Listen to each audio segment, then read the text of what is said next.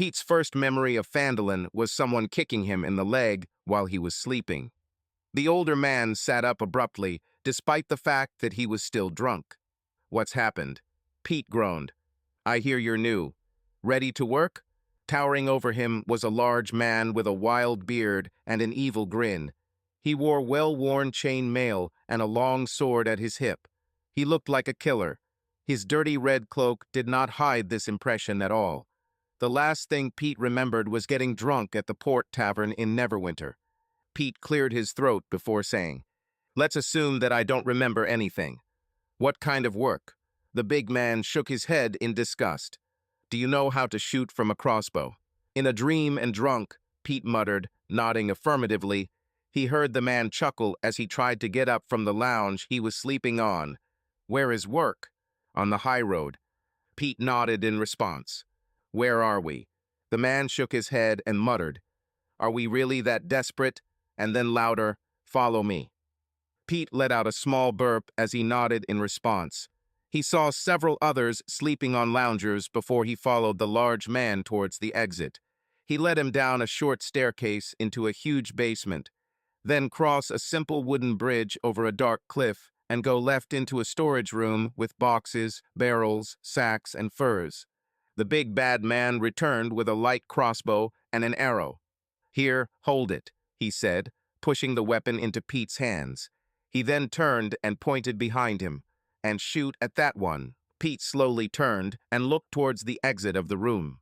Across the wooden bridge, between two pillars supporting the roof, on the other side of the cliff, 60 feet away, stood a small barrel. Pete let out a loud, long burp. Then, in a strangely fluid motion, he rested the crossbow on his hip, drew the string with his left hand, and loaded the arrow with his right. Taking the weapon into his left hand, he released the bolt almost without having time to fully straighten his arm. "How do you like it?" Pete asked drunkenly, leaning to the left and turning towards the man. The hit wasn't perfect, but it was very close. "Will do," the man said with a grin. "Come here, get equipped." He pointed to the open door behind him. "Put on your red cloak and come back." Pete entered the room and discovered that it was an armory. He didn't know who these people were, but they had a lot of weapons: spears, short swords, long swords, and light crossbows. There were also quivers with arrows and bolts. He found a leather belt and attached 2 quivers of bolts to it, as well as a short sword, before fastening the belt around his waist. Throwing the crossbow over his shoulder, he looked around for cloaks, but saw none. Leaning against the wall, he wondered where they could be. Then his thoughts drifted to the place where he was, and on to Sienna Swift, the shoemaker's daughter, the first girl he ever kissed. Pete woke up to his own snoring and realized he was still in the armory. "The life of a drunkard is hard," he muttered, stretching. After a moment, he looked at what he was sitting on and found a box. Lifting the lid, he laughed. The box was full of thick, red-hooded cloaks. Putting one on, he stole a loaf of bread from a drawer in the pantry and sat down to wait for his boss. He didn't have to wait long. He only took a few bites when a camp bag was thrown at his feet. "Are you trying to sober up?" Pete looked up and saw that the boss had returned with 4 others wearing the same red cloaks. "No," Pete answered with a smile. "I'm just hungry." This caused a few chuckles. "Are you sure this old drunkard can do the job?" asked one of them. Pete didn't blame him for asking that question. With his unkempt gray hair and beard, he looked more like a 60-year-old than his 43. But the boss nodded. "He's drunk and dirty, and yet he ended up in a barrel from the storeroom faster than any of us." "It'll do," nodded the other. "Put on the bag." "We have work ahead," the boss ordered and turned to leave. Pete threw the belt over his shoulder and followed the group over the long cliff. They walked through a narrow tunnel and emerged into a sparse forest. Looking around, he saw a large hill behind them. There seemed to be some kind of stone and wood mansion on the top, but it was too dark to see. "I take it you don't have a horse?" Pete turned around and saw his boss in front of him. "Probably not," he answered, taking another bite of bread. The man nodded in response. "The horses are at my house. I can give you one while you work." Pete nodded. "Thank you." They walked on, skirting the hill from the north until they entered a small village. Crossing it took only a few minutes. Pete smelled the apple orchard before he saw it. A little later, they came to an old dilapidated house with a barn and a corral for horses. There were about a dozen animals in the pen. Between the barn and the stream, there were 3 or 4 wagons of various kinds. "Not a bad place," Pete remarked. The chief nodded again and began introducing his companions. "This is Ranran." He pointed to the dark dwarf woman, who nodded silently in response. "And this is Jado, nicknamed Cruel." The young man, who was barely 18, laughed sarcastically. "Yom." Another young man nodded coldly. "And Derry," he finished, pointing to a woman with a burn scar running across the left side of her face. Derry nodded too. They all wore the same dirty red cloaks. "Nice to meet you. My name is Pete, but my friends call me Salty Pete," he said with a smile. Jado laughed. "That's what they call you. Sounds just right to me," Pete replied with another smile. "You must be joking, Jigref." The guy was indignant, looking at the boss. "He shoots better than you," he snapped. Jado exhaled contemptuously. "By the way," Jigref turned to Pete, "do you shoot with your left hand?" Shooting for me is relaxation. When I'm drunk, I can shoot with any hand, and sober, I'm right-handed." "How do you shoot better drunk or sober?" Derry grinned. Pete shrugged. "As much as it pains me to admit it, I shoot better sober." His voice sounded so disappointed, as if he knew that Jigref would now say, "Great. Work is a day's drive away, so I need you to stay sober the entire time we're there." Pete was already nodding in response. "We don't know what awaits us along the way, and on site you will be needed in better shape." "It's not a problem," Pete nodded again. "Not for the first time, several days without drinking." "Fine." Jigref pointed to the gray riding horse. "Massey will be yours for a while. Saddle her up and let's move on." Pete walked up to the horse and began to prepare it for the road. "I have a few questions," he said, throwing the saddle blanket over the animal's back. "Ask," answered Jigref, preparing his horse. "Where are we? What kind of raincoats are these? And what kind of work?" "We are in a small hole called Fandolin," Jigref began. "Cloaks show everyone that we are red brands." Pete has heard of them, and the job is simple. Go south to the high road and rob anyone who seems like a promising target. Pete remembered the stories of the hired guards of Neverwinter about the red brands, especially those parts that mentioned disemboweling, torture, and other abominations that the guards dreamed of doing to these bandits if they caught them. The red brands made the guardsmen from Neverwinter and Waterdeep look like pathetic, helpless idiots. "You won't have problems with this?" Jigref asked, looking intently at Pete. "Not the slightest." Pete shook his head with a smile. "What will be my share?" "Half of the loot is divided among those participating in the raid. A quarter goes to the rest of the gang, another quarter to the boss." Pete put the bridle on Massey. "I'm sure I'll regret asking this question, but why does the boss get so much?" "Because he's a magician," Derry answered, "and we don't want to turn into mindless puddles of goo." "Excellent reason, if you ask me," Pete replied with a smile. Without being distracted, he led the horse to the opposite end of the paddock, then returned back. After making sure that Massey had relaxed and released the air, he tightened the girth 2 holes tighter. It was much easier than kneeing her in the stomach, like the others did. After that, he easily jumped into the saddle. Ranran opened the gate of the corral and easily climbed onto her horse. "Ranran, you lead," Jigref ordered.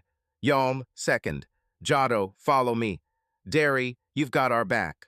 Derry nodded and Grief turned to Pete. "And you'll be right in front of me so I can keep an eye on you." "A very reasonable request," Pete agreed with a smile. Jigref only grinned skeptically in response. "Lead the way, woman," he commanded. With these words, Ranran spurred her horse, and the group began to gallop. Several hours had passed when they stopped at a shallow stream to water the horses. The sun was already starting to rise. "We'll stop to water the horses," said Jigref, dismounting. "How far is it still?" Pete asked, also dismounting. "Tired, old man?" Jado asked mockingly. I've been tired since I was born, Pete answered without a hint of resentment. Jigref, tearing off a piece of dried meat and throwing it to Pete, explained. About another 2.5 hours of travel.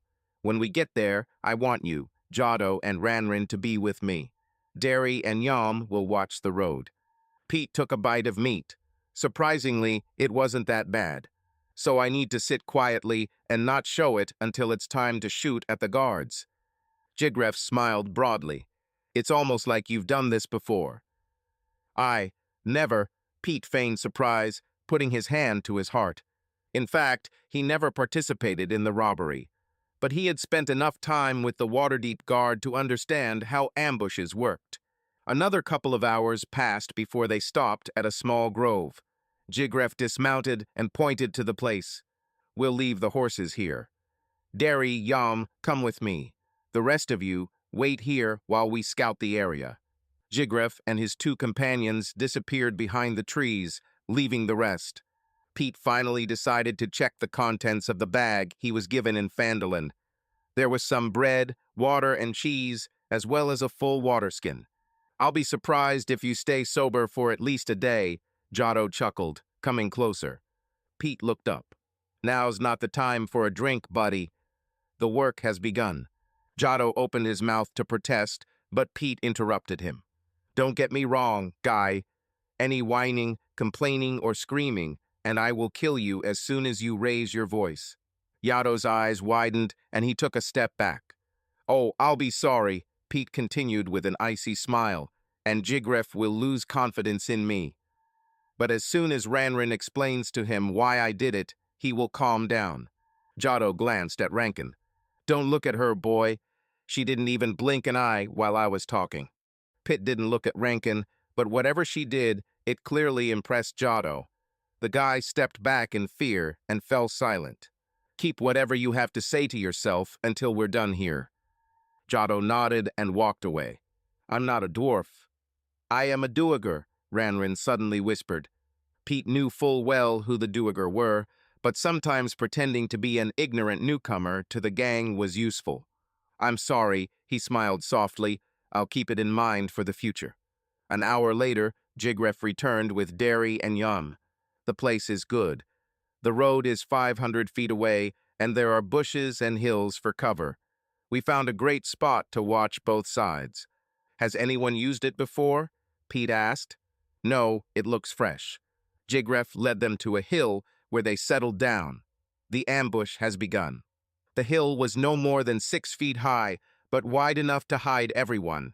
Jigref lay with his head barely above the summit to keep an eye on Derry on his left and Yom on his right, who were only 10 feet away.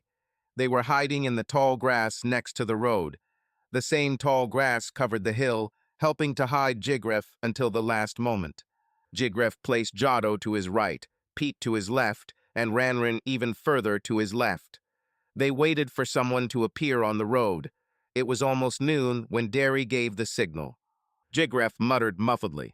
It looks like the guardsmen are coming from Neverwinter, heading from Leylon.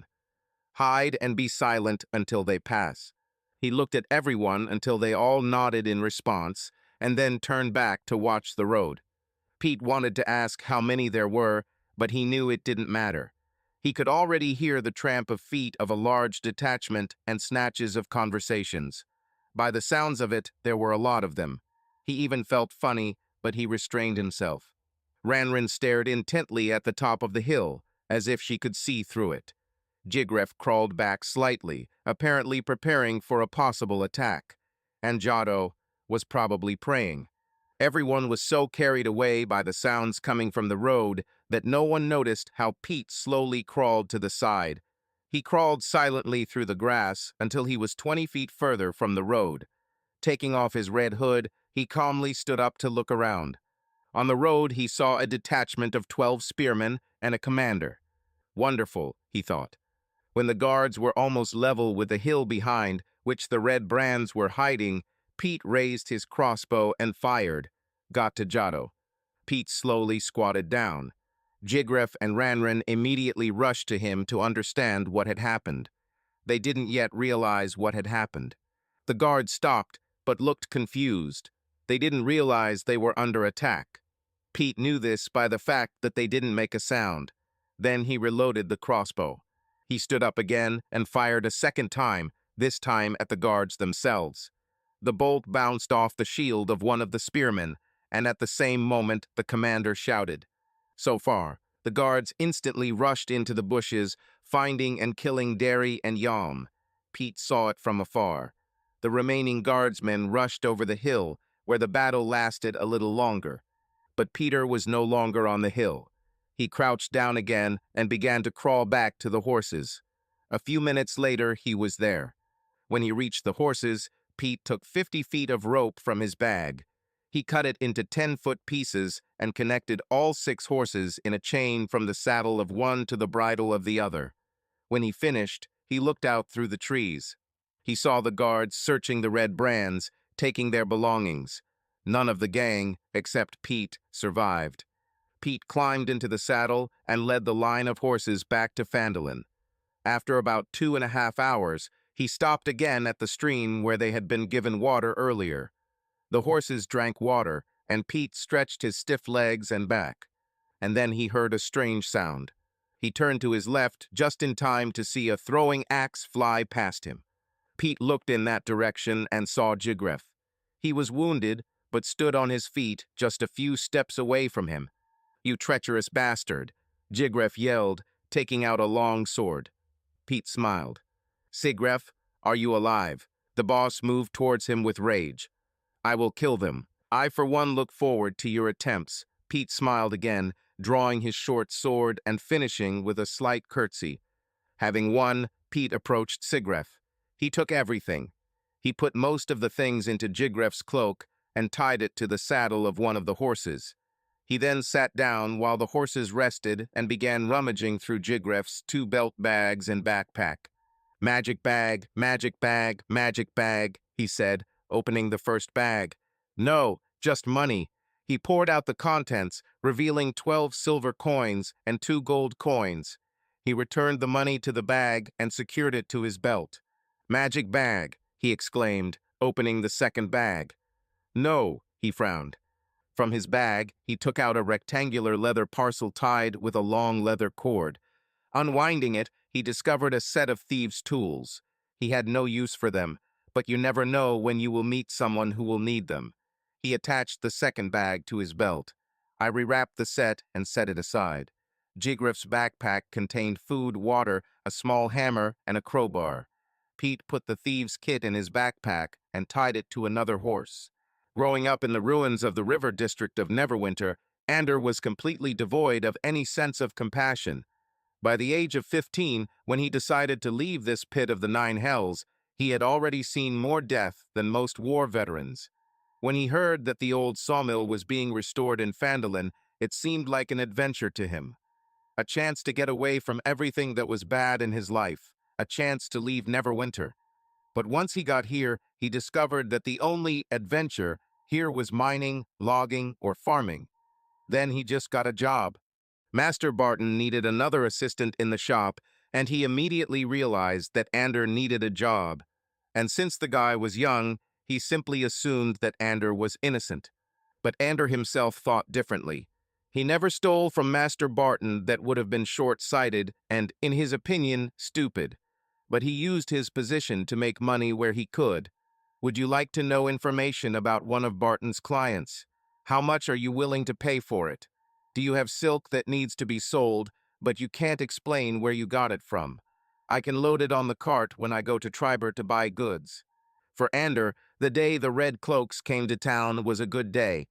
Now he had to leave early in the morning for supplies so that Barton would not see how full the cart was when leaving the city. They also paid for any information he could get. For example, information about 5 beautiful women in armor who were carrying an overcrowded cart to Barton's provisions. Ender waved to them as they stopped in front of the store. The red-haired woman in the coachman's place shouted to him, slowing down the cart. "A cargo of supplies for you from Neverwinter." She appeared to be about 6 feet tall and looked like a professional wrestler in chain mail and steel armor. Ender laughed. "I didn't know we were waiting for someone." She shrugged, jumping off the cart. Master Barton, we've got a cart full of supplies from Neverwinter, Anders shouted towards the store. They got there, the joyful voice of his owner rang out, and then he added, Thistle, come out, we need to unload the cart. Ander laughed as he saw the other 4 women walk around the cart and approach him. They introduced themselves, but all Ander could think of was the word beautiful. Luckily, no matter how embarrassed he felt, it was nothing compared to the way Teasel froze when he walked out of the store and saw the ladies. Barton's assistant stood rooted to the spot, his mouth open in amazement. After a few moments of awkward giggling from the women, one of them, a short-haired brunette in chain mail, gently nudged Teasel. We won't bite you, she smiled. Poor, ever-shy Teasel just nodded and smiled as he walked towards the back of the cart. At this time, Elmer Barton himself, the owner of Barton's Provisions, finally came out of the store to greet the ladies. Ander went to the cart to help Teasel and found a poorly dressed man there who looked emaciated. Teasel stood nearby, as if he didn't know what to do. Are you all right? Ander asked. Yes, Guy, the man smiled faintly.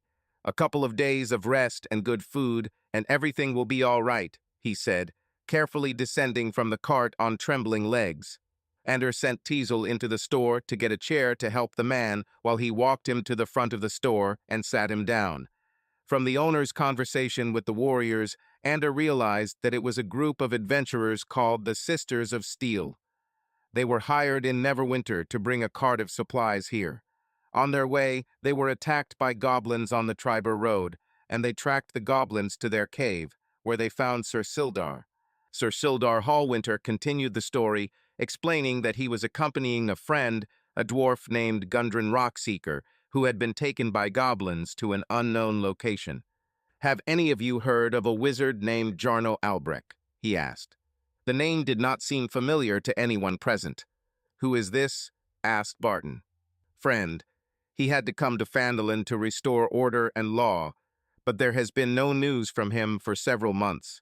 Well, if he came here with such intentions, then I'm afraid, sir, the Red Cloaks probably killed him, Barton said regretfully.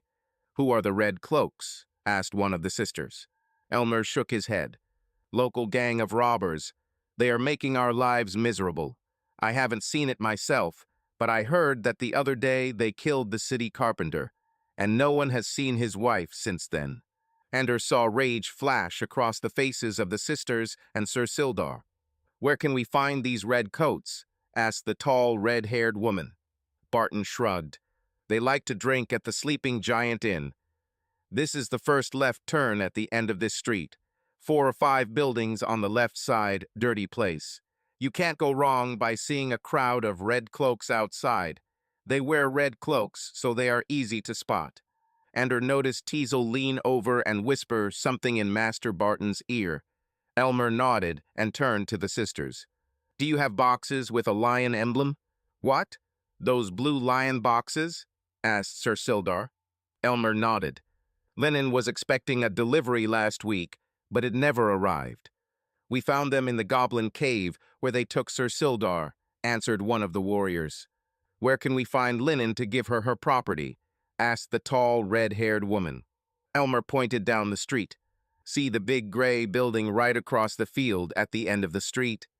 When the Sisters of Steel nodded, he added, This is Lineen's Lion's Shield trading post. We suddenly have so much to do, noted a short-haired brunette in chain mail. We need to quickly unload this cargo, give Lina her things, and then go forward fight the Thieves' Guild. You yourself wanted the life of an adventurer, one of the women grinned. Ander, Teasel, and Elmer helped the ladies unload supplies for the store and then wished them luck. Sir Sildar went with them. He wanted to talk to the head of the city, and since the town hall building was located directly opposite Lineen's shop, it was easier for him to drive with them a few more minutes. I need to go to the toilet, Ander said. Well, go, boy. Teasel and I will start taking inventory, Elmer answered. Ander walked to the back of the store, past the restroom, and a few hundred yards later, he found himself at the Sleeping Giant Inn.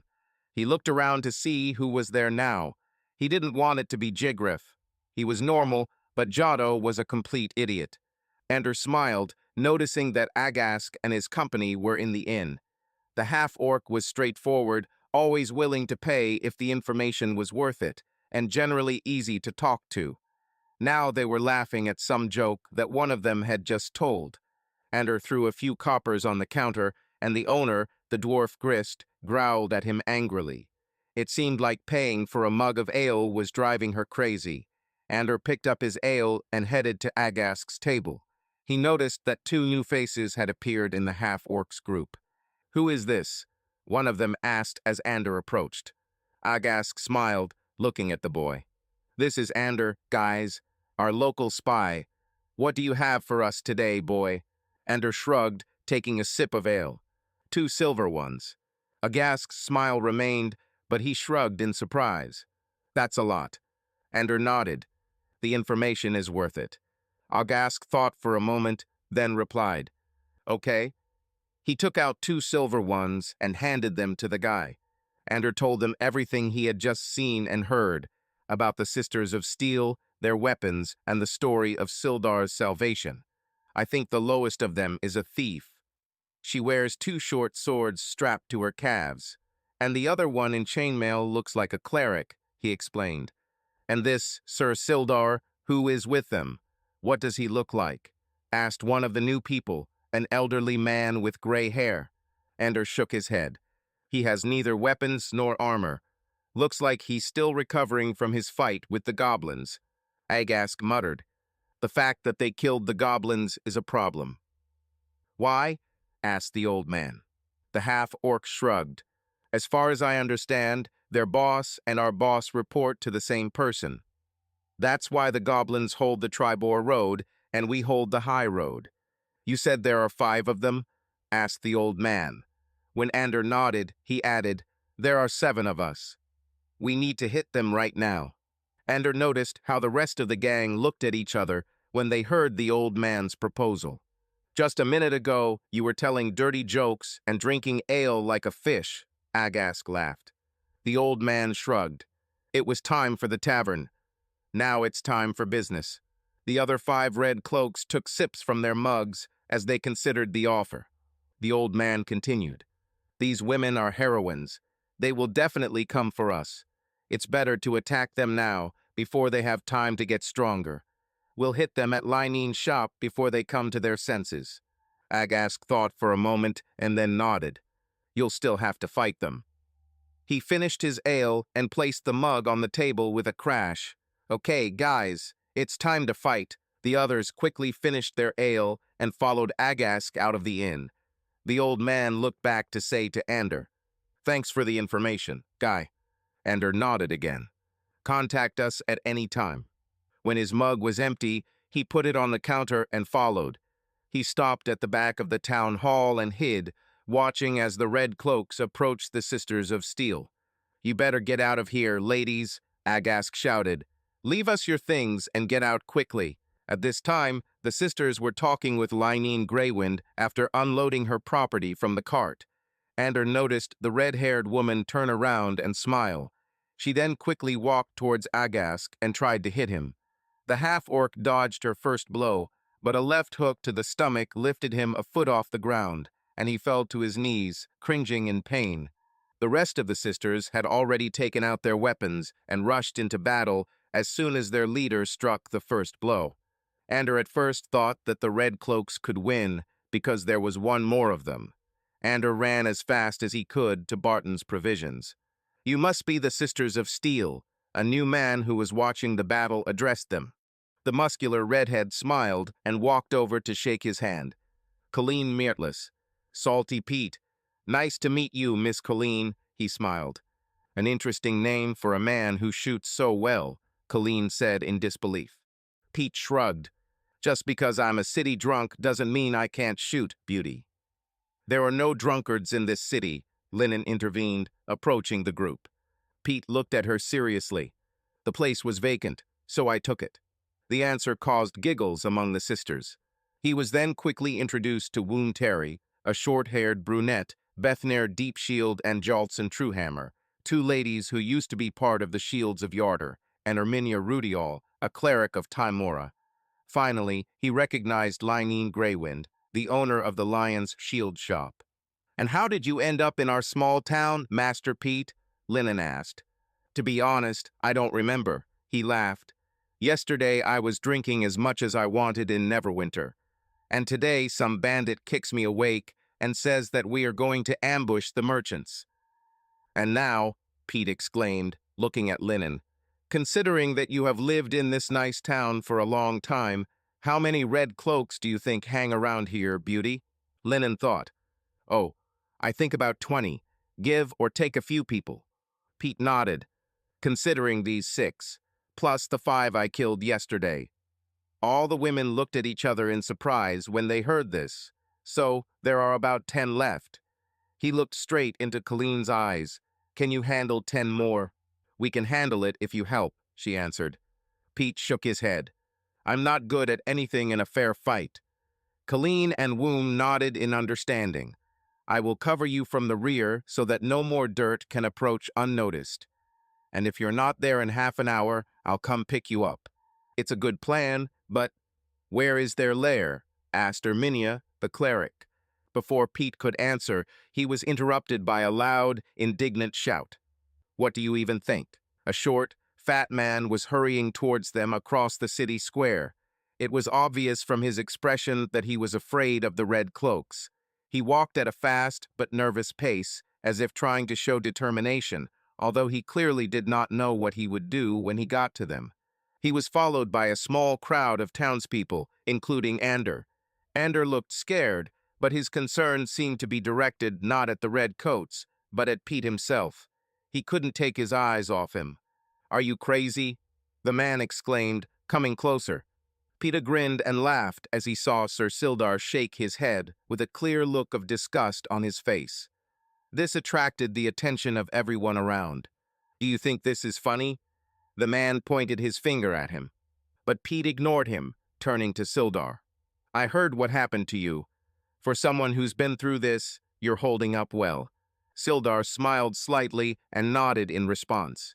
"Physically, I'm fine, but failing to protect a friend, this will haunt me for a long time."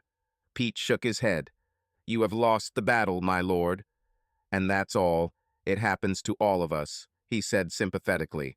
Sildar perked up a little and took a deep breath. "And you, Peter, what have you been up to since we last saw you?" Pickle Pete smiled widely, spreading his arms to the sides. "Hunt for bandits," Sildar laughed and nodded. "As always, in general." Woom looked at Sir Sildar. "So you two know each other," more asserting than asking. "We fought together a couple of times." "This one is still alive," a distinct voice was heard. Pete turned and saw a beautiful elf in full elven armor. "I should heal him," she said. "Not yet, sister," Erminia suddenly intervened. When the elf looked up, Erminia continued. "We don't know what awaits us in their lair. We or those who end up there may need your treatment." The elf nodded. "I'll at least bandage his wounds so it doesn't get worse." Erminia agreed and began cutting strips from one of the red bandits' cloaks to make bandages. "I am Sister Erminia Rudiol from the Temple of Fortune in Yarder," she smiled. The elf laughed. "I haven't been to the Temple of Timora in Yarder for many years. I am Sister Gerael, in charge of the Shrine of Luck here in the city." "I didn't know we had a sanctuary here," Erminia said, helping to bandage the bandit's wounds. "I'll be glad to show it to you when the opportunity arises." Erminia nodded with a smile, and they finished dressing. The elf looked at several townspeople. "Alger, Lanner, could you take it to one of the cells in the town hall?" The blacksmith and miner nodded, walked over, and lifted the unconscious robber. "Wait, I don't want red bandits in my cells." The headman was indignant. The elf answered calmly, standing up. "I don't think anyone cares what you think about it, Harbin." While the priests were busy, the other woman searched for the victims, stripping them of everything valuable. "Where should I store all this?" asked Lady Jansen. "You can leave it in my shop until you're done," Lina suggested. Woom, Jaltson, and the thief followed Lina to hide their loot. Now that that's settled, Colleen began. "Pete, where is this lair?" Myrna had never been so scared. Even when she fled Thundertree as a child, the fear was different for her own life. But now, these bandits laughed as they discussed how they would sell her and her children into slavery. She was terribly afraid that she would never see Nilsa and Nars again. She cried, hugging her daughter tightly to her. There was nothing else she could do until they got out of this cage. And poor Nars, just a 13-year-old boy, was locked up alone, out of his mother's reach. Between them stood two mocking red bandits. The door was then knocked down with such force that it flew off its hinges and pinned the two bandits against the wall. The three prisoners retreated at first, but when 5 women in combat gear burst into the room and killed the two scoundrels, Myrna began to laugh. Nilsa soon joined her, and Nars, stunned by what was happening, grabbed the bars. A moment later, the women opened their cages and removed the shackles from Myrna and her children. They asked if they were injured, if they needed anything, and suggested they get out of here as soon as possible. The women quickly led Myrna and her children out of the dungeon. Just leaving the cave, Myrna heard Nilsa scream in fear. Myrna looked up the hill and saw 2 red bandits approaching with weapons in their hands. The red-haired woman in front turned to her. "Everything is fine. They are with us. They are friends." Myrna felt relief wash over her. "You girls are very late," commented one of the men with a crossbow. "Everything inside turned out to be more complicated than we expected," answered one of the women. The men nodded, putting away their weapons. "Let me help you with this," said the man with the crossbow. Myrna watched as he approached a short woman in chainmail. She handed him a huge bundle of armor and weapons, tied with straps. Only then did Myrna notice how exhausted the women looked. "Thank you, Pete," she said. "Sir Sildar and I had just cleared the first floor of the mansion, and were going to come get you," Pete answered. "Yes, but since you are already here, perhaps we should feed these people," Sir Sildar suggested, helping everyone head towards the sleeping giant tavern. "How did it go?" he asked. "Not too bad," Colleen replied. "About 10 bandits, including their leader. 3 bugbears and a goblin," grumbled Lady Bethnary. "And another one Cyclops lizard man," exclaimed Woon. "What?" asked Pete. "You heard me," she insisted. "And 1 rat," Sister Erminia shuddered. "You are the only one who saw this rat," Colleen jokes, trying to hold back her laughter. She was there. The dirty little creature disappeared under the table. Myrna felt warm inside as she heard her children laugh at their chatter. As they approached the tavern, Myrna saw almost the entire city gathered in front of the entrance. Several people greeted the Dendra family with joy. Myrna began to cry again, although now she was not ashamed of her tears. They were quickly ushered inside and seated at the table. Grista, the tavern owner, immediately began bringing food and drinks.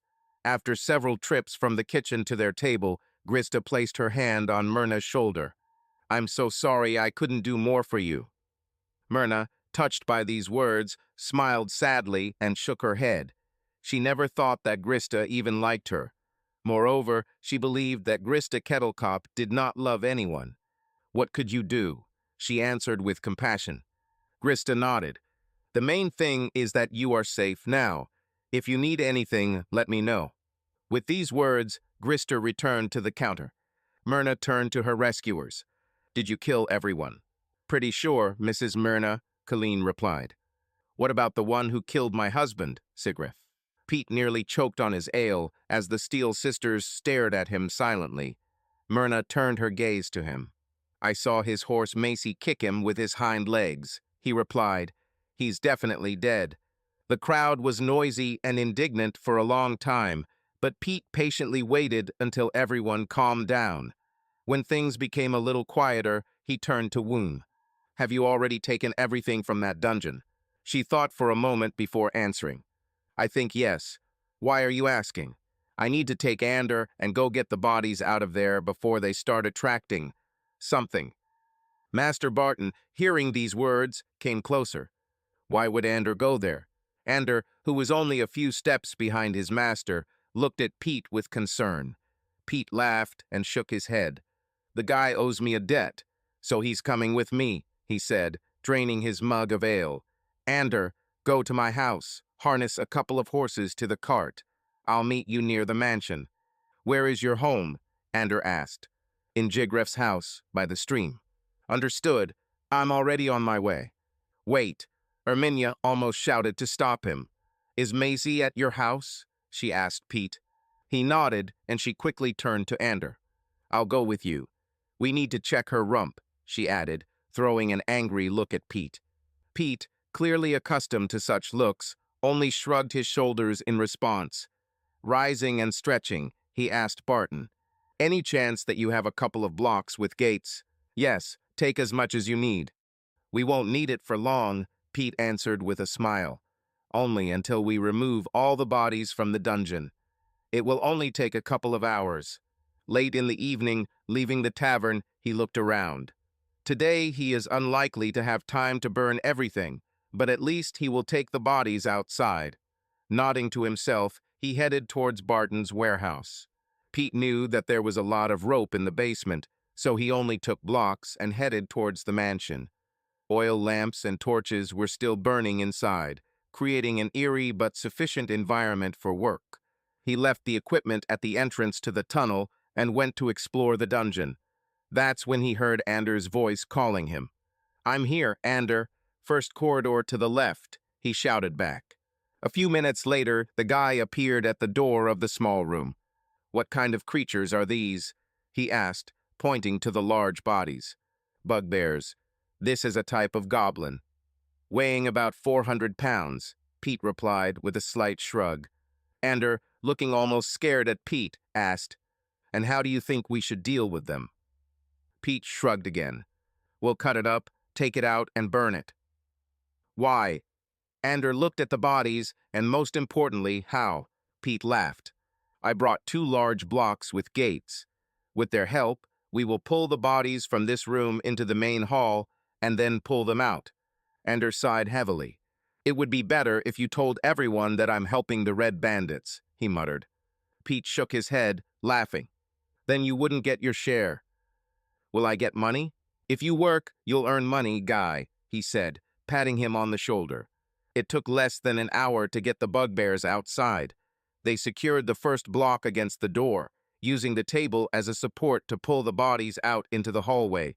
The second block was secured to a granite column in the hall with the gorge.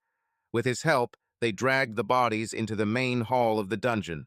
They then carried the blocks outside, attaching one to a tree near the tunnel entrance and the second to a tree 50 feet from the first. How much do you think all this costs? Ander grumbled, pulling out another body. There's a lot of good hide in these clothes, Pete replied. She smells like the smell between a bugbear's legs, the guy snapped. Pete laughed. Is there a laundress in the city? There are. Lanner and Frida. Lanner is a miner, but if there is a lot of work, he helps his wife. She also mends clothes. Finally, they dragged the bodies to a small clearing outside the city. Ander smiled with relief, but his joy quickly disappeared when Pete remarked, This is just the beginning. The guy's shoulders sagged hopelessly. What do you think is in that hole? Ander asked, pointing to the abyss visible in the depths of the dungeon. I don't even want to think about it, guy. Most likely something from my nightmares, Pete replied. Ander chuckled, but his smile quickly faded as they walked back towards the main hall. We'll deal with the rest first and leave the hole for last, Pete added. Ander, knowing almost all the Red Bandits by name, especially those who lived in the city, helped Pete find keys and attach notes with names to them. Those keys that they managed to identify, they put aside. However, the work took much longer than expected, and by evening they were still not finished. Pete and Ander heard someone approaching them. Looking back, they saw Woom approaching them with a slight smile and a wineskin in her hand. We didn't even notice you coming, beauty, Pete laughed. Are you almost finished? She asked, handing the wineskin to Pete. That's enough for today, Ander replied as Pete took a sip of wine. Nodik, Pete said, passing the wineskin back to Ander. What? Woom was surprised. This is a creature. I found several books about the animals of Faerun in that magician's library. In one of them, about the creatures of the Underdark, I found it. It's called Nodik. Woom nodded, taking another sip from the wineskin. Well, another reason never to go down there. Got it, she smiled. Pete and Ander laughed before Ander asked, "What next?" "I think we'll call it a day," Pete replied. "Take the blocks back to Barton, and I'll meet you here in the morning, boy." Ander nodded, collected the blocks, and walked away. Womb drank the rest of her wine and extended her hand to Pete. "Do you have any plans for the evening?" she asked with a playful smile. Pete almost choked, looking at her in surprise. "It seems that now there is," he answered seriously, but with a touch of humor. She took him by the hand and led him to his house. "And what do you want from an old miser like me?" he asked, trying to understand her intentions. "You're not that old," she laughed. "Yes, it's not about the years, but about the miles traveled, beauty." "I'll be gentle," she whispered with a smile.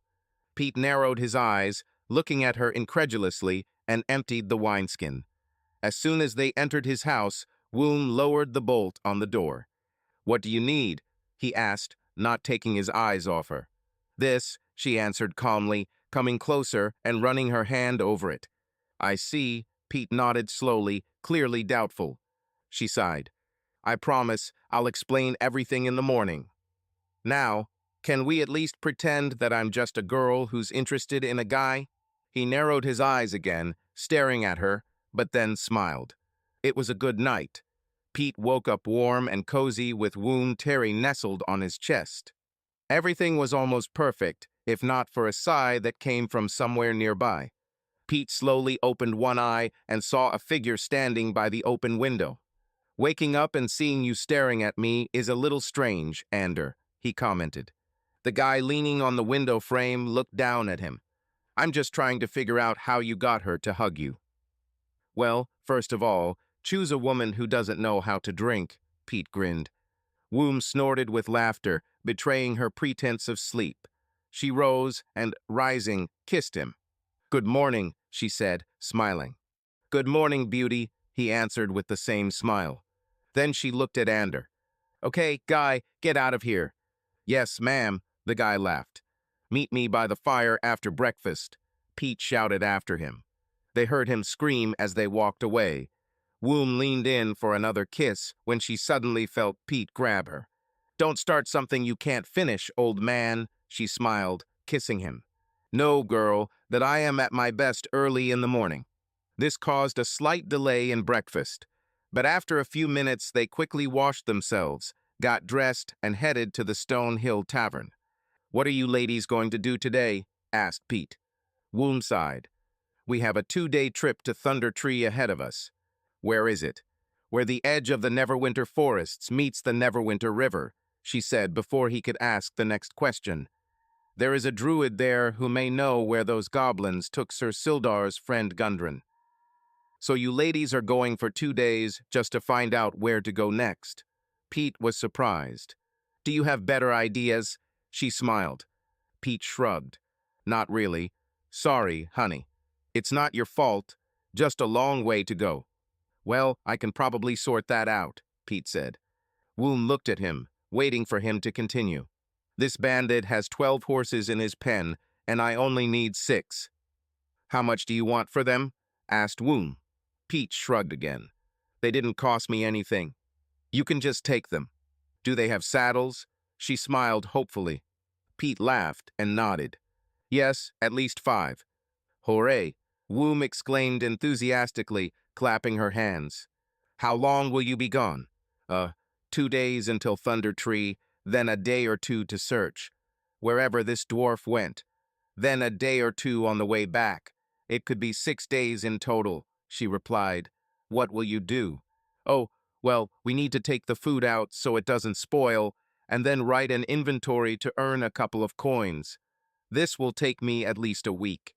"So you'll still be here when I get back?" she asked, trying to hide her concern. Pete laughed.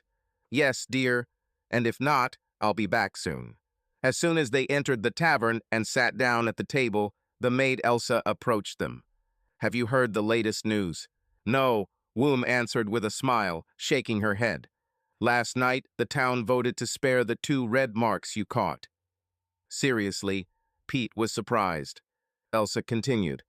"You see, no one saw them do anything terrible. And given that Myrna's husband was killed, it was decided to put one in chains and force him to help her with housework. The second will help around the city on farms and other places. Womb's eyebrows rose. A very practical solution, Pete nodded. Yes, she agreed. Elsa, what will you have for breakfast? When they placed the order, Womb asked, how did you end up at Red Marks? When she saw his eyebrow rise and a smirk form on his lips, she quickly added, answer seriously, grandfather.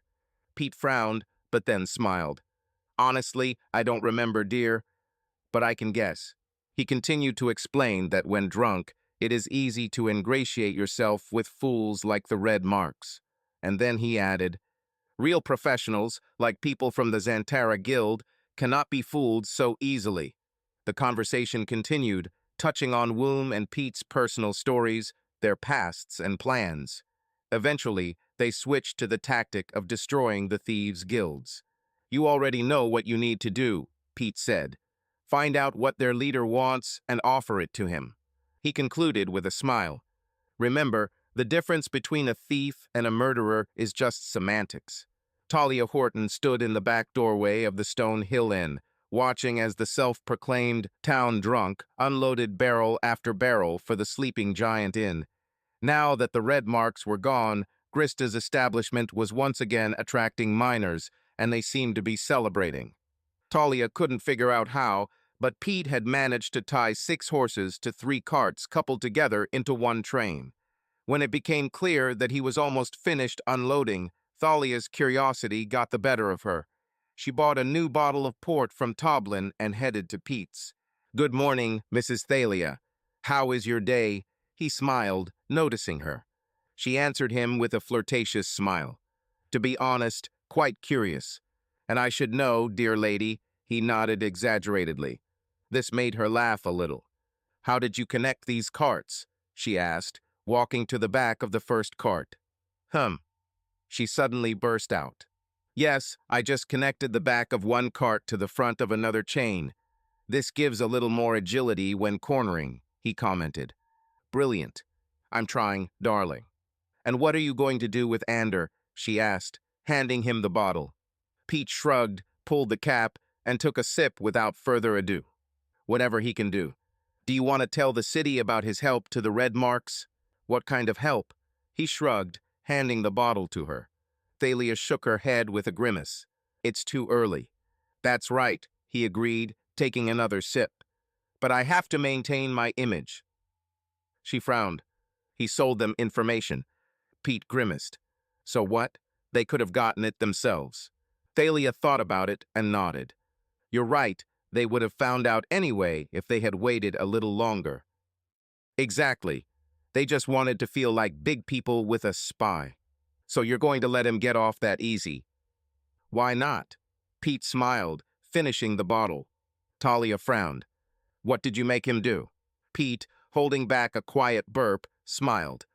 Well, for starters, I got him to help me load up all the booze and food from the Red Stamps stash before it all went bad. So you're heading to Stone Hill, she suggested. Not yet.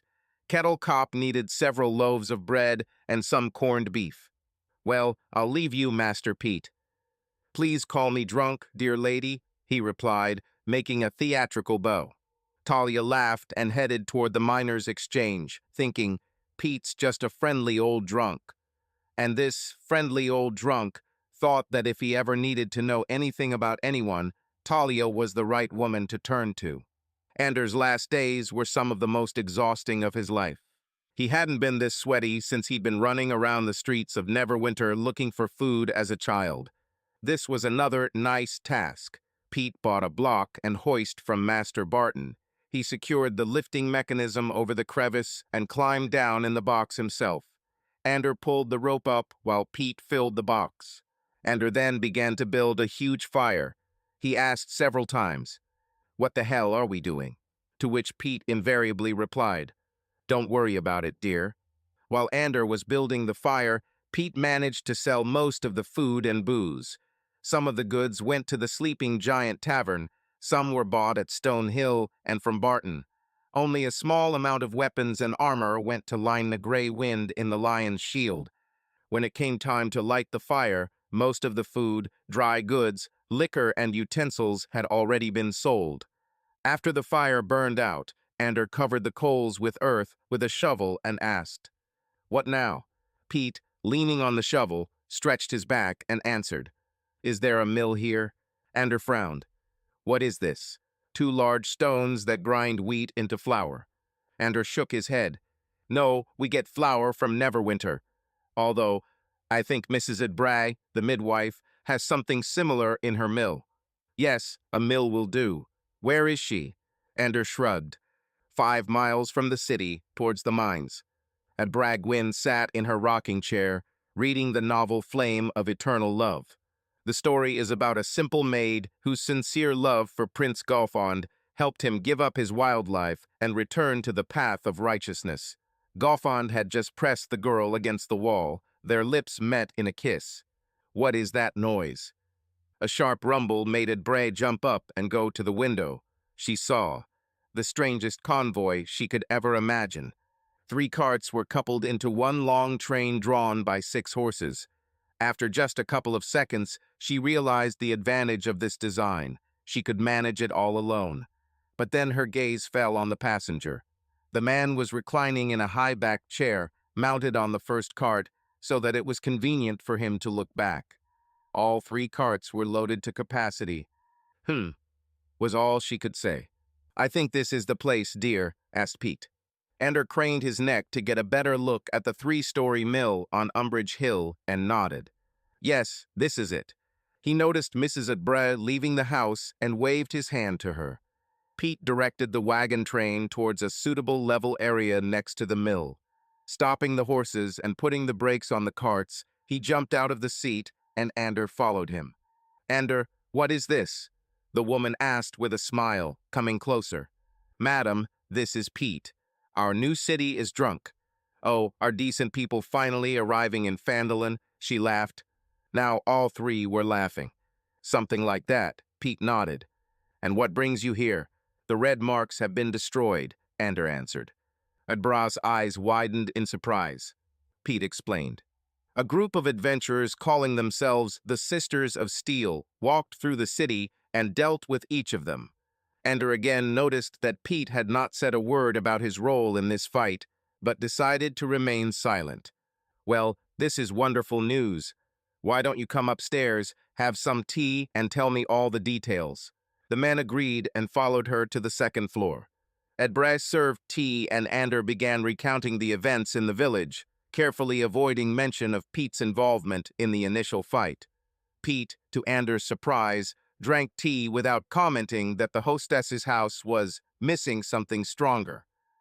"So where are these sisters now?" asked Adbray.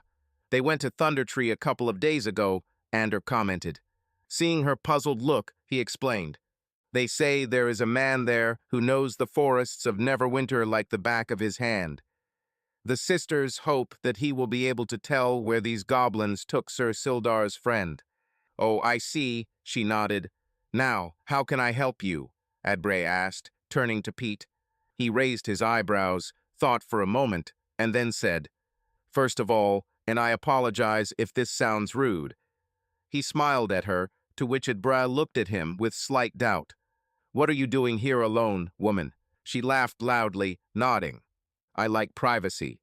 Besides, I live close enough to the village that I can get to it quickly if necessary," she answered with a smile.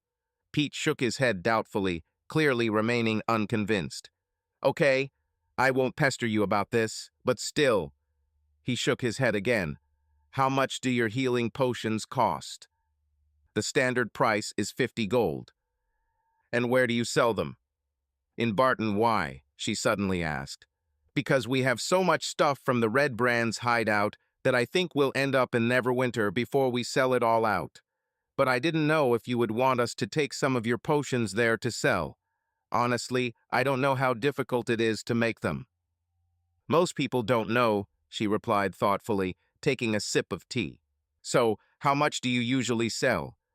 She shrugged slightly. "Once a month, I take 25 potions and take them to Barton's shop. It all depends on how many adventurers have passed through the village in the past month. What if I convince you to let me take 25 grand to Neverwinter? Will this be profitable? Asked Pete. When he noticed her interested look, he added, now comes the hard part. About, Adbray laughed. Will you be willing to sell them to me for 30 gold pieces? She immediately became serious. I can't. Pete slouched. Adbra, it's impossible for me to believe that they cost so much to make. He fell silent when he saw her shake her head and wave it off. No, no, no, that's not the point, she sighed. If you try to sell healing potions for less than 50 gold, that's... She sighed again. Every organized group of magicians and apothecaries will be after your head.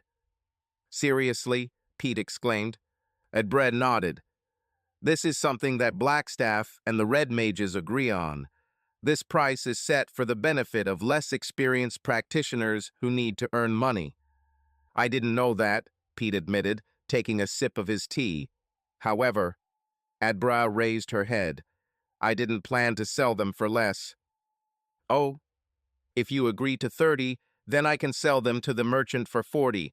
And he, of course, has already. Before he could finish, she nodded. Will that suit you, dear? Very much so. Great. Once we have more gold, I can buy more. But now I only have enough for 4 or 5 pieces. It's not a problem. I only have 3 ready. How long does it take to make? Ander asked. Adbrash shook her head. One day, as long as I have bottles and enough herbs, I can make quite a lot. Well, let's start small. I think they'll be an easy sell, but let's make sure before you waste too much time, Pete suggested. Sounds reasonable. Where are you going from here? From here, I was going to take us to Leyland. It might be easy to sell them there. If not, then we'll try Helm's Hold or Neverwinter, Pete replied. What about Nomengard? Asked Adbra. Oh yeah, I completely forgot about them, Ander added. Pete looked puzzled. Who is this? Dwarves from Nomengard. They help me build this place.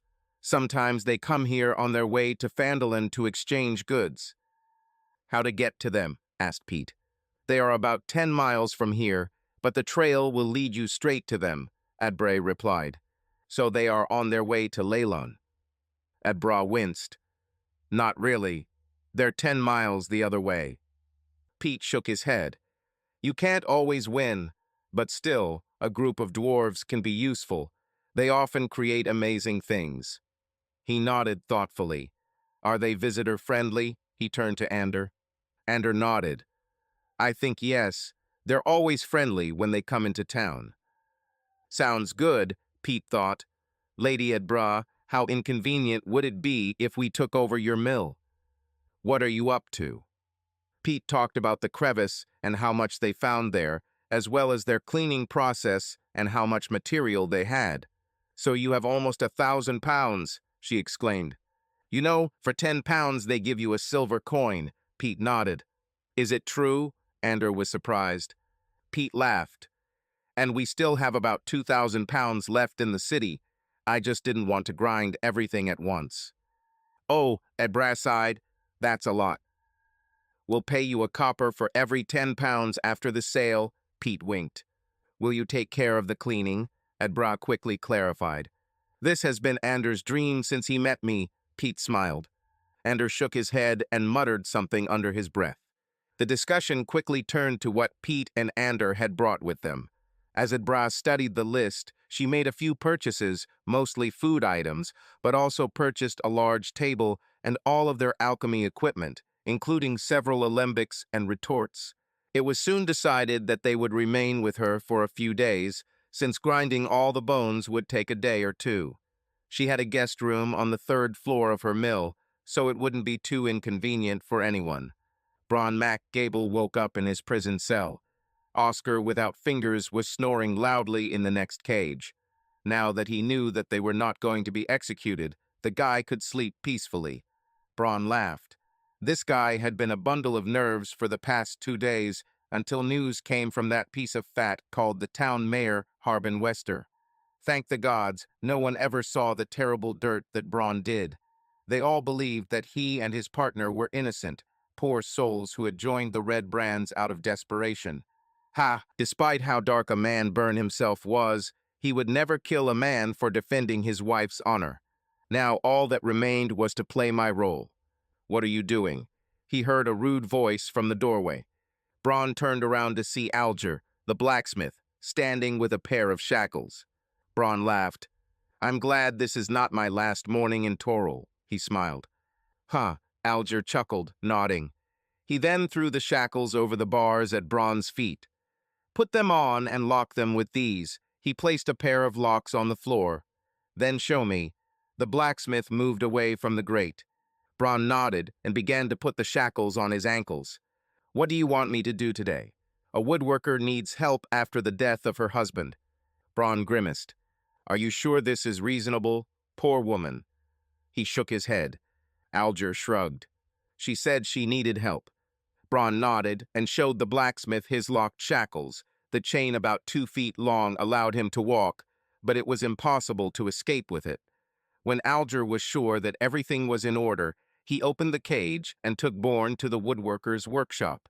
Listen carefully, this is important. Alger looked at him as they walked along the main street. Do you remember Pete? Bronn nodded. Yes, he laughed. Well, he set us up then. Alger smiled when he heard this story. Yeah, that's right, he laughed. Nothing better could happen to the best scoundrels. Bronn smiled wryly. So, this Pete says he's a bit of a tracker. He says if you or this guy try to run away, he'll be happy to hunt you down. Bronn cleared his throat and commented. Well, this is bad news. Alger shrugged. I just thought you should know. Yes, no, thank you. Definitely needed to know this. Leylon turned out to be a very profitable place. A tribe of lizards from the southern swamps established trade, and a village of gnomes came once a month to exchange goods. The city looked like it had been hit hard, but they were just beginning to rebuild. Pete's visit turned out to be a nice addition. He and Ander collected a whole bunch of interesting things. And this is before they even learned that they pay 5 silver coins for 1 log, while in Neverwinter they pay only 2. Apparently, due to the fact that Neverwinter was taking a lot of wood, a real price war broke out. Leylon was smaller and dependent on Neverwinter, but he still needed wood. Pete decided that he needed to talk to the loggers when they returned to Fandolin. They stopped briefly to talk to some workers who were restoring an old tavern at the intersection of Tribor and the High Road. Pete thought it was a great location for a tavern, but something always seemed to happen to it, causing it to fall apart. Still, it was nice to see that someone tried to restore it again. Helm's Hold turned out to be a nice town. It was old, walled, lived in, and a much more stable point of trade than many other places. Trading here turned out to be not groundbreaking, but still very profitable. But now they are approaching Neverwinter. Donabella sat in the shadows at the entrance to the city, her hood pulled low over her face. Watch out for new faces. Follow them. Then come get us. These were her orders. Simple. How could she deal with this? I mean, seriously, even she. Is this Ander? Ander turned around in his observation chair. Pete covered it with an old camp blanket so he could sit comfortably no matter which way he was facing. More or less, but Neverwinter. It's been so many years since he was last here. Has the city gotten bigger? He smiled. I didn't even think that I would miss this place so much. Pete laughed. Warm memories? Not really, Ander laughed, shaking his head. And suddenly, faster than lightning, someone in a hood jumped out of the shadows next to the alley.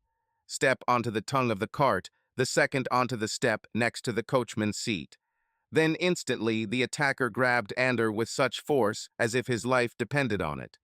Pete almost managed to grab the dagger, but realized that the attacker was just a little girl wearing a unicorn mask. Hey, Donabella, I didn't recognize you right away, Ander laughed. Where have you been? She almost screamed, pulling away and slapping him on the shoulder. In Fandolin, he smiled, hugging her again. Glad to see you. What were you doing? He asked, releasing her. Working for Arthur. Did they take you?" She simply shrugged in response. "Arthur?" asked Pete. "The head of the Thieves' Guild," Ender answered. Donabella gave Ender a short, incredulous look when he blurted this out. But the old man just said, "Ah," and nodded. "Who is your friend?" she asked. "Oh yes, Donabella Fiasco, meet Pickled Pete." She laughed as Pete bowed deeply and seriously to her.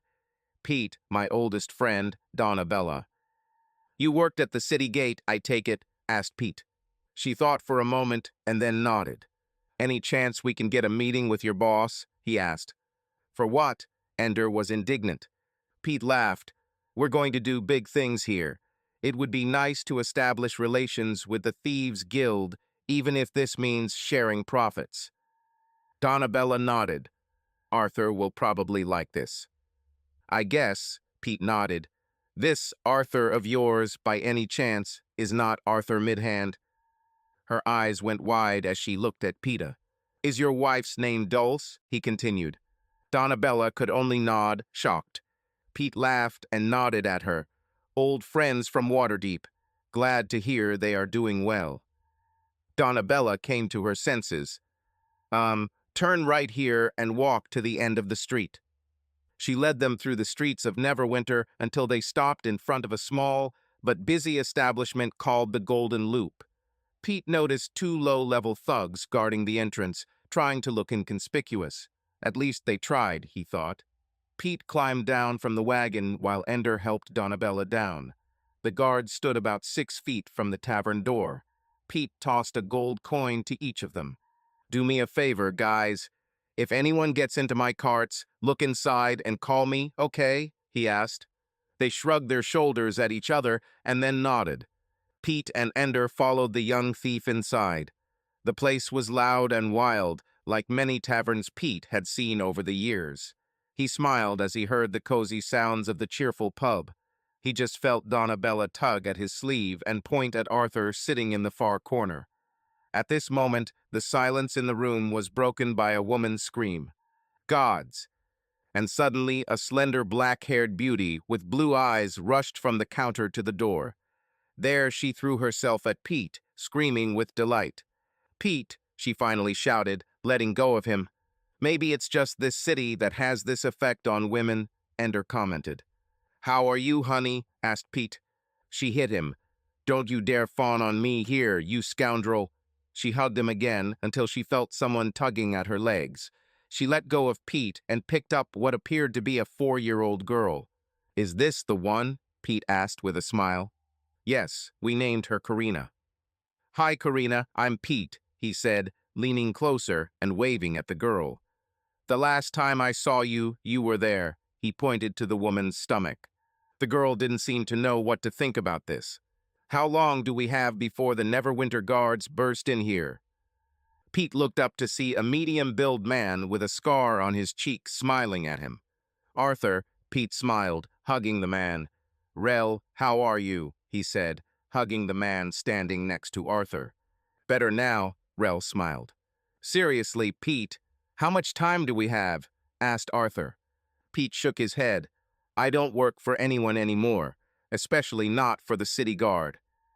"Yeah," Arthur nodded in disbelief. Pete smiled with a small sigh. "Rel, tell him." Rel laughed. "If Pete had come for us, he wouldn't have come through the front door." "That's what you say," Arthur replied. "That's enough." The woman slapped Arthur on the shoulder. "The man hasn't seen us for 5 years, and you think the first thing he'll do is turn us in?" The old thief smiled. "I see you took Ender with you. Where did you find it?"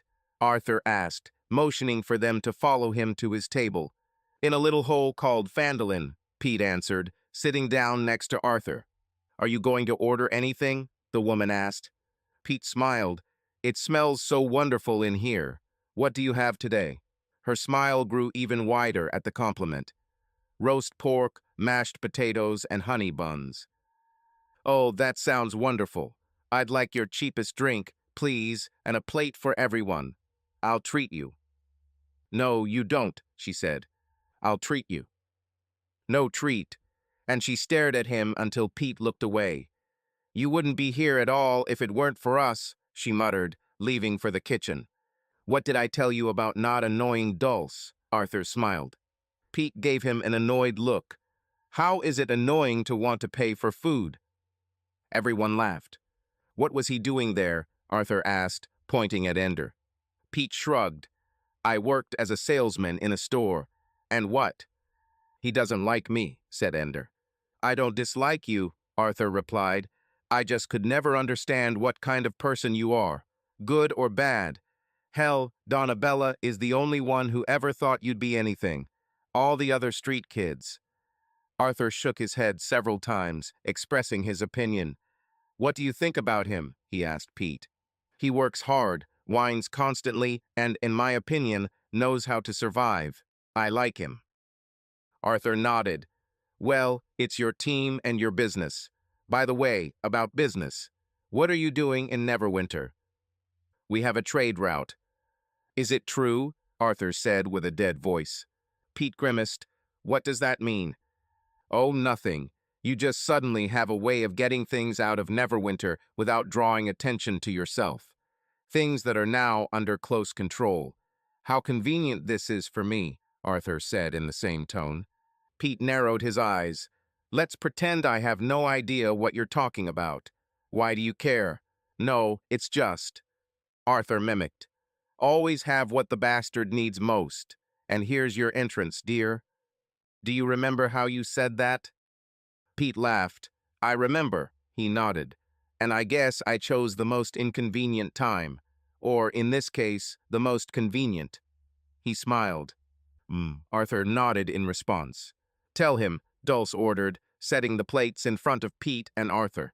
The boy placed the plates in front of Ender and Donabella, and the girl brought them a tray of drinks. Baby, it's Pete. Arthur waved his hand, pointing at the smiling bastard, while his wife sat down on his left thigh. Yes, she nodded. And if he was on a mission, we wouldn't know he was in town. He would have found this cargo weeks ago and returned it, saying, Sorry, my lord, I could not find the culprits, but here is your property. Because we are his friends, she gave her husband a stern look. Now tell him. Arthur sighed heavily, looking at the ceiling, and then shook his head, admitting defeat. Well, apparently the head of our organization has decided to include you in our plans, he told Pete. Rel laughed loudly. I don't know why you're surprised. He picked up little Karina from the floor and sat her on the table. He tore a piece of bun off Donabella's plate. Hey, and gave it to the girl. Oh, Donabella patted the girl on the head. Arthur patted his daughter as well before sighing heavily again. Some of my boys stumbled upon an opportunity. He raised an eyebrow at Pete. Pete shrugged. Okay. The World Lord Barrows Velthatrin is a pretentious ass. Few people like him, but he is very rich. He was going to throw a ball, or rather, he was preparing for the ball, when my guys found his cache of Jasmine Shadow wine. Pete spat his beer across the table. Arthur nodded with a smile. Yes. How much did they take? That's it, Arthur laughed. What is Jasmine Shadow? Asked Ender. Pete looked at him. Ancient wine. Cost about 450 gold per bottle. Ender was at a loss for words. What? How? Yeah, Peter nodded before turning back to Arthur. And I suppose this lord did not sit idly by. Arthur laughed and shook his head. No, my good sir, he doesn't. But he also doesn't know that we exist. And where are we hiding? So for now, everything is going well. Still, there is probably a lot of pressure on the streets. None of your regular buyers will touch this product. Hence your concern when I appeared as a gift from Tumora, Pete commented. Arthur took a sip of his beer and nodded. Good thing for me, Dulce convinced you. Pete laughed and drank. How much do you think it costs? Arthur asked, without specifying what exactly. Pete realized, can you take them out of town? Already done. How many bottles? 60. 200 gold each? Pete suggested. That's more than Jarvis would give us, Rel noted. Yes. Arthur nodded at him and then turned to Pete. Yes, good price. Yeah, Pete agreed, thoughtful. Only I don't have 12,000 gold. Arthur and his men winced. Several of the tavern's regulars even sighed in disappointment. Are all these people yours? Pete asked in disbelief, looking around the room. Yes, Rel smiled. Ours or our relatives? Pete laughed. Okay, he sighed. I have a couple of things to sell, and then I can probably buy a dozen bottles from you. Can you wait with the others? Arthur looked at Dulce, who shrugged. Yeah, I guess it's no big deal. We don't have many other options, she added, taking her husband's cup. Once that was dealt with, the rest of the discussion was taken up by less urgent matters. Arthur wanted the thief kits that Pete had taken from the red brands. He handed one of them to Donabella. You owe me 40 gold, girl, Arthur said jokingly in a stern tone. She smiled with delight and nodded, opening the set to look at the tools. Pete soon realized that Arthur would be his only selling point. Arthur had connections to several legitimate businesses, and Pete decided it would be beneficial for both of them if Arthur acted as an intermediary. This allowed both to make money on the deal. Tell us about these red brands. I feel like they're finally over, Rel said. Pete nodded. Small upstarts that were dealt with by a group of adventurers who entered the city. Ender sighed in annoyance. Even with your friends. Pete looked at him with confusion, finishing another glass of beer. You killed a dozen of them. Pete winced and shook his head. No, I brought a patrol of Neverwinter guards to kill the 4. I myself killed 4 more, and the remaining 11 were sent to the next world by the Sisters of Steel. Sisters of Steel? Dulce asked. Yes, Pete nodded. A group of adventurers who stopped by Fandolin. We know who it is, Arthur said. We were doing business with them a couple of days ago. Pete looked closely at his old friend. They should be in Thunder Tree. Arthur nodded. Yes, apparently this old druid is not like you and me. Well, you understand, I am a thief, but even I, if someone asks for directions, I just show. And this guy, Arthur shrugged. He said they needed to kill the monster before he told them where their friend was. Pete leaned back in his chair. What monster? Pete, this is work. I can't.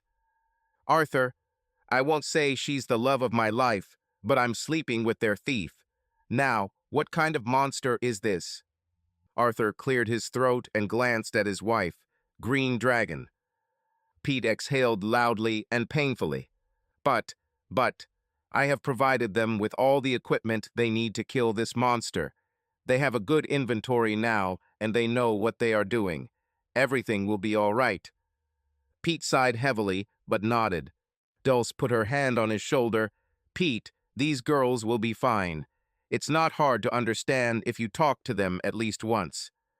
No, you're right. Sorry. What benefit do you get from this? He asked, suddenly embarrassed. Many valuable materials can be obtained from the Green Dragon. We sent with them a group of our people who know how to do this, Arthur answered. I see, Pete nodded. They were supposed to kill goblins. Speaking of goblins, what are we going to do with Donabella? Rel asked. Everyone looked at him, and then at Donabella, who cowered under their gaze. She sat next to Ender all the time, like he was her long-lost brother, Rel noted. I noticed that too, Arthur said. Could you use another pair of hands, Pete? He said, looking at her. Is she a good thief? No, Arthur shook his head. Hey, she exclaimed, offendedly. Arthur smiled. But she is also a magician. So. Pete raised his eyebrows. Are you ready to give it up? Yes. She needs to practice more. Working with you will help her. I have others who can do magic for us. And besides, I could use a trusty eye to keep an eye on you, he added with a smile, taking a sip from his mug. Pete laughed loudly and nodded. Halia Thornton, manager of the Fandolin Mining Exchange, leaned against the wall outside Harbin's office and waited. Her arms were crossed as she listened to the town mayor and his lover having a passionate affair.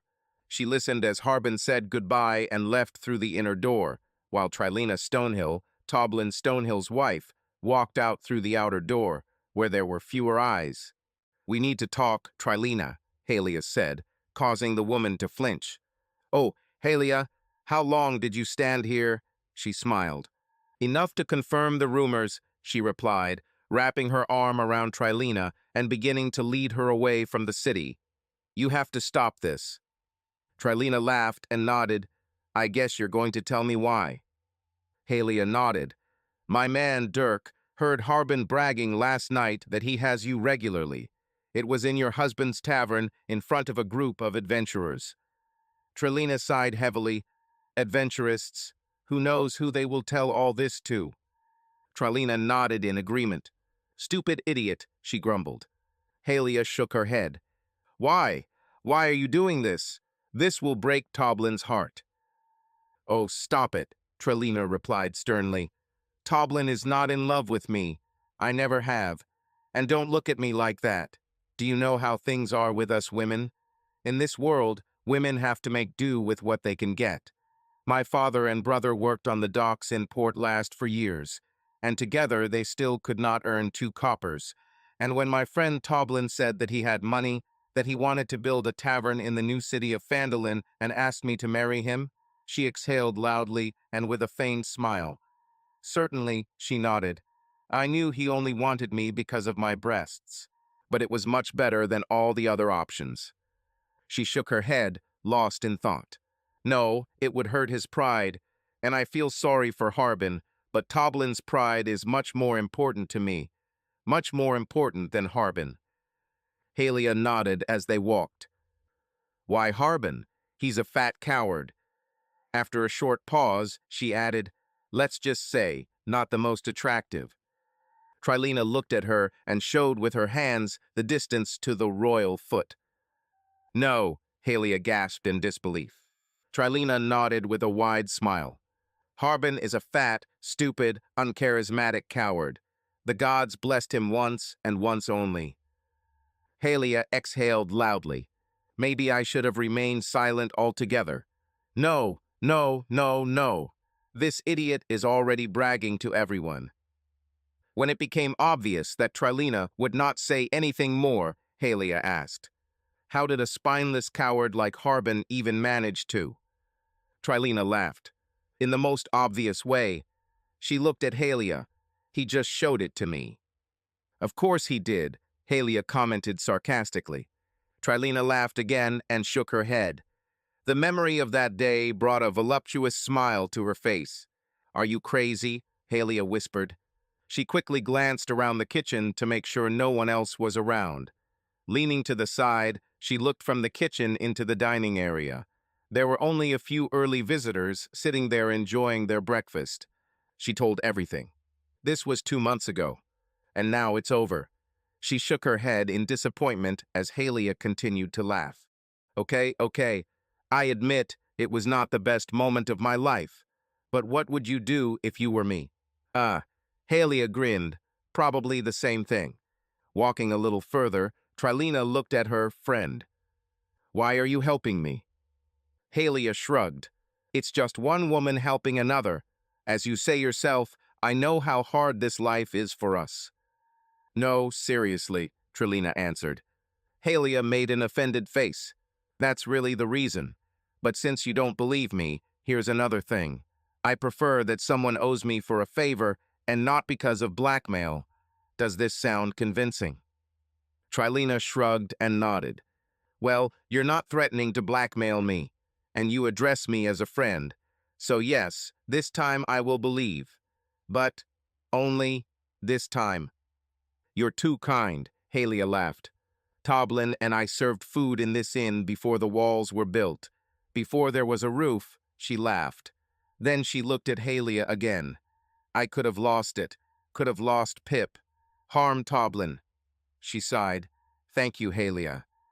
Halia smiled as they continued walking. Such sincerity makes me wish I really had some kind of ulterior motive. Oh, I know, Trilina laughed, and Halia joined in with her laughter. Several weeks had passed since Trilina's frank conversation with Halia. She thought she had her situation figured out, but her calm was fleeting. One evening, when the tavern was full, Toblin unexpectedly entered through the main door. which happened extremely rarely since he preferred to stay in the kitchen. He held a dirty note in his hands. His face was gloomy, and his lips were tightly compressed. He walked up to Trilina, who was standing behind the counter, and handed her the note. "Can you explain this to me?" His voice was even, but his eyes were blazing with anger. Trilina took the note and quickly scanned the text. There were only a few lines, but they were enough to weaken her legs. It was an anonymous denunciation. "Toblin, don't be a fool. While you're cooking dinner, your wife is enjoying dessert with Harbin. Everyone in town knows." Trilina didn't have time to come up with an excuse because Toblin continued. "This is true." His voice wavered, and Trilina saw that behind the anger there was pain. Trilina tried to deny everything, but Toblin seemed to already know the answer. His face was frozen in a stone mask, but something sinister flashed in his eyes. "Okay," he said unexpectedly quietly. "Then you won't mind if I invite Harbin to dinner." Trilina froze, her heart beating faster. "What are you planning?" "You'll see, darling," he answered, leaving for the kitchen. Meanwhile, Halia, who was watching what was happening, realized that Toblin was preparing something terrible. She decided to stay at the tavern for the rest of the evening to make sure the situation didn't get out of hand. The next evening, Harbin showed up at the tavern with a grin on his face, as if he was expecting an easy evening with delicious food. Toblin greeted him with false friendliness, offering him a prime seat by the fireplace. Trilina sat in the corner, not daring to raise her eyes, while Halia watched everything with curiosity. The dinner began with conversations, but soon Toblin raised his glass. "For friendship, Harbin. We don't have many real friends, right?" Harbin, suspecting nothing, laughed and raised his glass. But before he could take a sip, Toblin abruptly changed his tone. "What do you think, friend, which is worse, deceiving a friend or lying to yourself?" Silence hung over the table. Harbin froze and then laughed nervously. "What are you talking about, Toblin?" But instead of answering, Toblin threw the keys to one of the rooms on the second floor of the tavern onto the table. "Room number 4. There you will find all your answers." Harbin turned pale. He stood up, but Toblin did not let him leave. "No, no. You will go there now, in front of everyone." Trilina tried to intervene. "Toblin, please." But Toblin raised his hand, silencing her. When Harbin went upstairs and entered the room, his scream echoed throughout the tavern. He found a room decorated with their own love notes, which Toblin had somehow collected. When Harbin came downstairs, his face was whiter than flour, and sweat appeared on his forehead. Toblin waited for him silently with a sly smile. "You set me up," Harbin shouted. "Framed?" Toblin laughed. "You set yourself up, Harbin." Harbin rushed to the exit, but Toblin was not going to let him go so easily. He turned to the tavern patrons and loudly announced, "Ladies and gentlemen, meet your headman Harbin, the man who slept with my wife while you paid him taxes." There were whispers, chuckles, and even a few shouts of indignation throughout the tavern. Harbin ran out of the tavern, his reputation destroyed. In the following days, conversations in the city did not stop. Trilina tried to make amends to Toblin, but he remained cold. She didn't know what he was planning, but she was tormented by the thought that this was not the end. Meanwhile, Halia decided to use this situation to her advantage. She began communicating with Toblin, offering him help in running the tavern. Her support allowed him to cope with difficulties, and he soon began to trust her. But Kalia had her own plans. She was going to be the new innkeeper at the very least. After that ill-fated dinner, Halia became a frequent guest at the tavern. She offered Toblin advice on attracting new clients, suggested suppliers, and sometimes just listened to him. Over time, her role in running the tavern became more and more prominent. Trilina saw her husband moving away. He stopped looking at her with the same tenderness, and coldness was increasingly heard in his words. Trilina felt that she was losing everything, but did not know how to regain control of the situation. One evening, as Toblin was finishing up inventory in the kitchen, Halia walked in and closed the door behind her. She approached him with a tray on which stood a jug of wine and 2 goblets. "You're on your feet all day.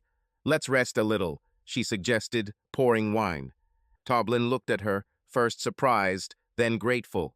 He took the goblet and took a long sip. Thank you, Halia. You've done a lot for me lately. You are a strong person, Toblin, she answered, sitting down next to him. I'm just helping you deal with what you don't deserve. Her voice was soft, almost a whisper. Their conversation turned to personal topics, and soon Toblin began telling her about how he felt betrayed. I was everything to her, Halia. And she chose him. Halia listened without interrupting, but there was a sly glint in her eyes. When Toblin finished, she carefully placed her hand on his. Maybe you just need a new chapter. He looked at her, not immediately understanding the meaning of her words. Trilina could not stay away. She saw Halia gradually take her place in Toblin's life. One evening, when Toblin was late with a delivery, Trilina approached Halia in a miner's exchange. You play well, Halia, she said coldly, standing in the doorway. Halia looked up and answered with a slight grin. I don't understand what you're talking about. Trilina stepped forward, her face contorted with anger. You're trying to take everything from me. My marriage, my home, my life. Halia laughed. Your life? You yourself destroyed everything. It wasn't me who left my husband for Harbin. It wasn't me who broke up my family.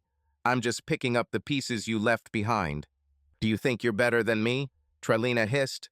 I think I'm smarter than you, Halia replied, coming closer. And trust me, I won't let you stop me from getting what I want. Realizing that she could not cope alone, Trilina turned to an unexpected ally, Myrna, a woman recently rescued from the hands of the Red Brands. Myrna still hated Halia because she suspected she was collaborating with the Red Brands, supplying them with information. Why do you want to destroy her? Myrna asked, looking at Trilina with suspicion. Because she destroys my family, Trilina answered honestly, and this will help you clear your name. Myrna thought for a moment, then nodded. I have several connections in the city. If she really is hiding something, we will find it. Myrna began to act. She spread rumors about Halia's past dealings with the Red Brands, using her connections among the miners and local residents. Her words soon reached Toblin. Did you know the Red Brands? He once asked Halia when they were sitting at a table in a tavern.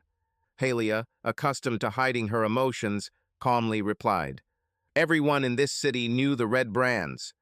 This doesn't mean I helped them. But Toblin noticed how her gaze wavered for a moment. That same evening, Trilina approached her husband. She looked exhausted but determined. You must know the truth, Toblin. She told him about her mistake, admitted her weakness, but also pointed out Halia's deceit. If she was able to help the Red Brands, what's stopping her from using you now?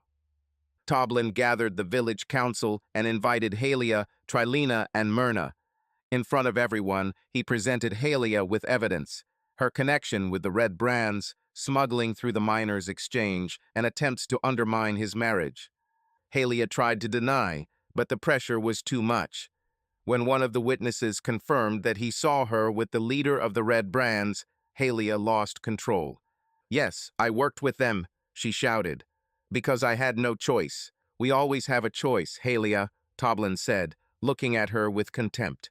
The council decided to expel Halia from Fandolin and confiscate her property. Trilina and Toblin began to repair their relationship, but their marriage was never the same. Myrna gained the respect of the townspeople for her help in exposing Halia. Halia left Fandolin, but vowed that she would return and take revenge on everyone who ruined her plans. Subscribe to our channel so that your love doesn't cheat on you, and go ahead and listen to the next story, because this story is nothing compared to the next one. If you're under 18, don't even click to the next one.